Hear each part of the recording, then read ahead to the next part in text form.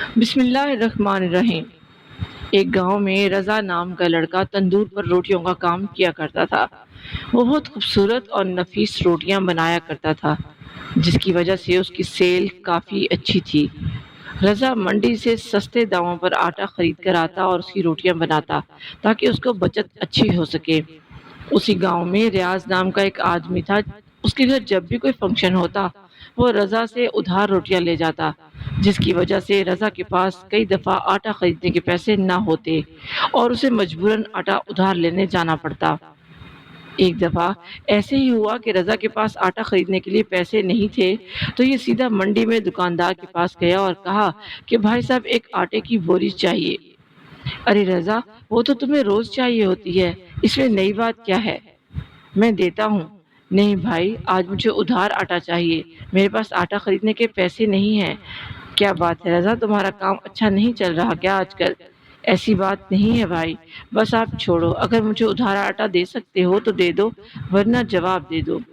دکاندار نے کہا، نہیں رضا بھائی، تم میرے بہت اچھے گاہک ہو، تمہیں میں ضرور آٹا ادھار دوں گا، تم ایک بوری لے جاؤ۔ بہت شکریہ بھائی آپ کا، میں آپ کو جلد پیسے لوٹا دوں گا۔ رضا اس سے آٹا لے جاتا ہے اور تندور پر آ کر روٹیاں بنانے لگ جاتا ہے، تو ریاض پھر اس سے روٹیاں خریدنے آ جاتا ہے۔ یہ دیکھ کر رضا خوش ہو جاتا ہے کہ شاید وہ اس کا ادھار واپس دینے آیا ہے۔ رضا، جلدی سے بتاؤ میرے ادھار کے کتنے پیسے جمع ہو گئے ہیں؟ ریاض بھائی، آپ فنکشن پر 500 روٹیاں لے کر گئے تھے، اور اس کے علاوہ خوشی غمی اور عام دنوں کی ساری روٹیاں ملا کر 18,000 روپے ہوئے ہیں۔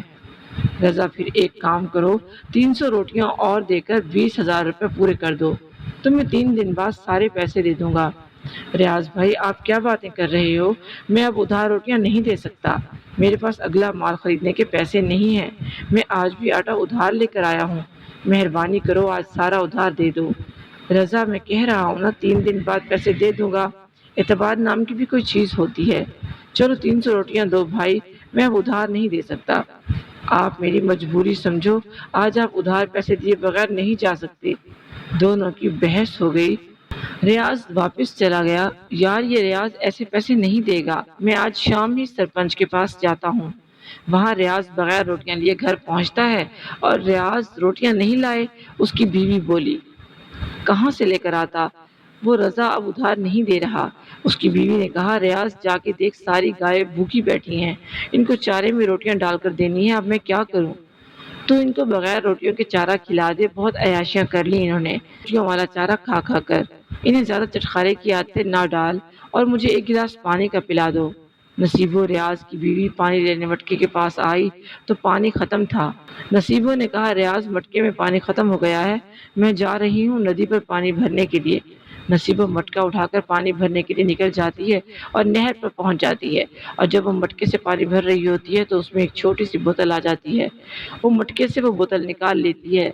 ہائے میرے مزے آ گئے، میرے دادا جانی مجھے شیشے کی بوتل والے جن کی اکثر باتیں بتایا کرتے تھے۔ نصیبو مٹکے کا پانی وہیں چھوڑ کر بوتل لے کر گھر پہنچ جاتی ہے۔ ریاض، یہ دیکھ میں کیا لے کر آئی ہوں۔ ارے بیگم، یہ شیشی میں کیا ہے؟ ارے ریاض، تیرے دادا جانی تجھے کوئی کہانیاں نہیں سنایا کرتے تھے؟ ارے یہ شیشی مجھے ندی سے ملی ہے، کسی بابے نے اس میں جن کو قید کر کے پھینک دیا ہوگا۔ بیگم، ہم اس کو آزاد کرواتے ہیں، پھر جن ہماری مدد کرے گا۔ ارے بیگم، کیا مست چیز تمہارے ہاتھ لگی ہے، چلو اس کا ڈھکن کھول کر جن کو آزاد کرو، آج سے ہم آرام کریں گے اور یہ جن ہمارے کام کرے گا۔ نصیبو اس کا ڈھکن کھولتی ہے، لیکن اس میں سے کوئی جن نہیں نکلتا۔ ارے بیگم، یہ جن باہر کیوں نہیں آ رہا؟ مجھے لگتا ہے جن بھائی سو رہے ہیں، میں اسے آواز دے کر اٹھاتی ہوں۔ او جن بھائی، میں نے ڈھکن کھول دیا ہے، باہر نکلو، ہماری ساری خواہشیں پوری کرو۔ وہ انتظار کرتے ہیں، لیکن جن نے کہاں باہر نکلنا تھا۔ وہ بیگم، مجھے لگتا ہے جن انکل کافی گہری نیند سو رہے ہیں، تو شیشے کو الٹا کر کے انہیں باہر نکال۔ وہ بوتل کو الٹاتی ہے تو اس میں سرما نکلتا ہے، اور ان دونوں کو بہت غصہ آتا ہے۔ اس میں تو آنکھوں میں لگانے والا سرما ہے، یہ تیرا دادا تجھے جھوٹی کہانیاں سناتا رہا ہے، سارے ارمانوں پر پانی پھیر دیا۔ دوسری طرف رضا سرپنچ کے پاس پہنچتا ہے اور اسے ادھار کے پیسے واپس نہ دینے کی باتیں بتاتا ہے۔ یہ تو بہت بری بات ہے، اس نے تمہارے پیسے واپس نہیں کیے، تم فکر مت کرو، میں اسے ابھی بلواتا ہوں۔ ملازمو، جاؤ اسے لے کر آؤ۔ اس کے ملازم ریاض کو لینے چلے جاتے ہیں اور اس کے گھر پہنچ جاتے ہیں۔ ریاض تمہیں سرپنچ بلا رہے ہیں۔ کیا بات ہے بھائی صاحب، سرپنچ صاحب نے خیر سے بلایا ہے؟ تم نے رضا تندور والے کے پیسے دینے تھے، وہ شکایت لے کر سرپنچ کے پاس پہنچ گیا ہے۔ چلو سرپنچ کے پاس اور اس کے ادھار پیسے واپس کرو۔ اچھا بھائی آپ چلو، میں 10 منٹ میں آتا ہوں۔ نہیں تم ہمارے ساتھ ہی چلو۔ ارے بھائی میں کہہ رہا ہوں میں 10 منٹ تک آ رہا ہوں، تم چلو۔ وہ ملازم چلے جاتے ہیں تو ریاض نصیبہ کو کہتا ہے، ارے بیگم وہ سرپنچ کے پاس میری شکایت لے کر پہنچ گیا ہے، اب اسے ادھار کے پیسے کہاں سے دوں؟ ارے ریاض تو ایک کام کر، یہ سرما لے جا اور ان پیسوں کے بدلے یہ سرما اسے دے دو۔ ریاض بولا، یہ تو عام سا سرما ہے، سونے کا سرما نہیں ہے جو اسے بیچ دوں۔ نصیبوں نے کہا، یہ تیری کاریگری ہے، تو کیسے اس سرمے کو سونے کا سرما بنا کر بیچتا ہے؟ اچھا بیگم اگر یہ بات ہے تو پھر تو دیکھ اپنے شوہر کی کاریگری، کیسے اسے الو بناتا ہوں۔ ریاض وہ سرما لے جاتا ہے اور سرپنچ کے پاس پہنچ جاتا ہے۔ یہ سرپنچ صاحب ریاض آ گیا، اس سے میرے ادھار کے 18,000 روپے نکلوا دو۔ لے کر جاتا ریاض تو اس غریب لڑکے سے روٹیاں ادھار لے کر جاتا رہا ہے، پیسے کون دے گا؟ سرپنچ صاحب میرے ایک جگہ سے پیسے آنے تھے تو میں نے سوچا اس کے ادھار والے پیسے واپس کر دوں گا، لیکن وہ پیسے نہیں آئے، اس لیے مجھے مجبوراً اپنے اجداد کا یہ نایاب سرما اپنے دل پر پتھر رکھ کر لے آیا ہوں۔ رضا تم ان پیسوں کے بدلے یہ سرما لے لو، اس سرمے میں ایسی کیا خاص بات ہے جو تم 18,000 کے بدلے لے رہے ہو؟ سرپنچ صاحب یہ سرما بہت نایاب ہے، اسے آنکھوں میں لگانے سے آنکھ، ناک، کان، گلا، پھیپھڑے سب کی بیماریاں ختم ہو جاتی ہیں۔ تم یہ سرما لے لو، میں اپنے دل کو تسلی دے دوں گا کہ یہ سرما میرے پاس آیا ہی نہیں تھا۔ باہر ریاض سرما تو بہت نایاب ہے، تمہیں کون سی بیماری ہے جو یہ سرما استعمال کرتے ہو؟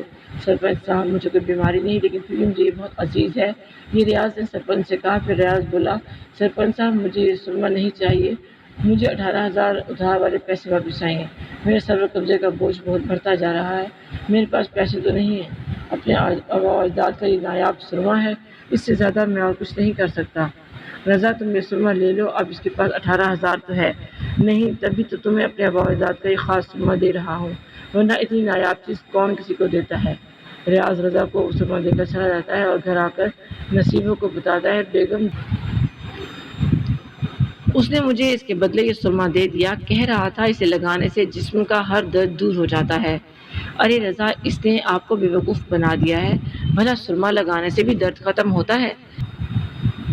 ہاں بیگم مجھے پتا ہے اس نے مجھے بیوقوف بنایا ہے، میں تو لے بھی نہیں رہا تھا، لیکن سرپنچ نے زبردستی دلا دیا، پیسے میرے پاس ہیں نہیں، اگلا مال کہاں سے خریدوں گا؟ میں سارے راستے اللہ سے دعا کر رہا تھا کہ یا اللہ میری مدد فرما، لیکن اب کیا ہو سکتا ہے، یہ سوچ کر میرے سر میں بہت درد ہو رہا ہے۔ رضا آپ کو ہمت سے کام لینا ہوگا، اور اگر زیادہ سر میں درد ہو رہا ہے تو یہ سرما لگا لو، شاید آرام آ جائے۔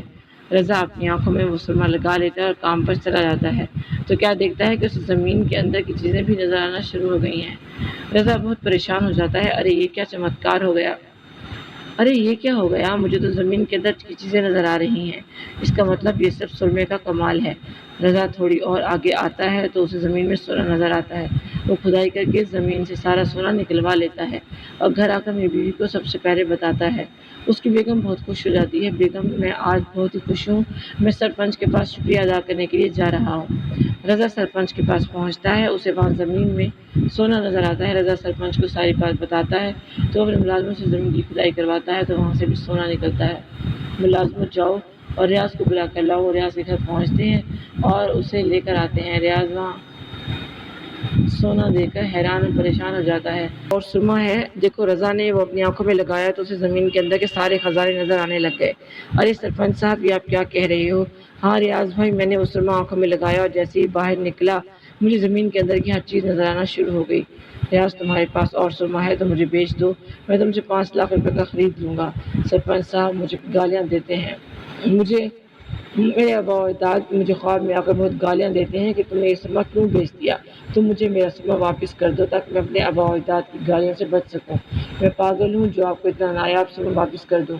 رضا پاگل مت بنو، میرے آباء و اجداد کی نشانی مجھے واپس کر دو، یہ تم کیا بکواس کر رہے ہو، تمہارے آباء و اجداد کی نشانی تم نے ادھار کے پیسوں کے بدلے بیچ دی، اب تم چپ کر کے نکل جا۔ ریاض گھر جاتا ہے اپنی بیوی سے مخاطب ہو کر کہتا ہے، اپنے شوہر کی کاریگریاں تو دیکھو، ہم نے سرما نہیں بلکہ خزانے کی چابی دی ہے، اس طرح رضا کا بھلا ہو جاتا ہے اور ریاض کا نقصان ہو جاتا ہے۔ اس کہانی سے سبق ملتا ہے کہ بعض دفعہ ہم کسی کو دھوکہ دیتے ہیں اس کہانی سے یہ سبق ملتا ہے کہ بعض دفعہ ہم کسی کو دھوکہ دیتے ہیں تو بجائے دوسرے کے لیے ہم اپنے لیے گھڑا کھودتے ہیں۔ یہ اٹل حقیقت ہے کہ کسی کو دھوکہ دینے والا شخص کبھی بھی آزاد نہیں رہ سکتا۔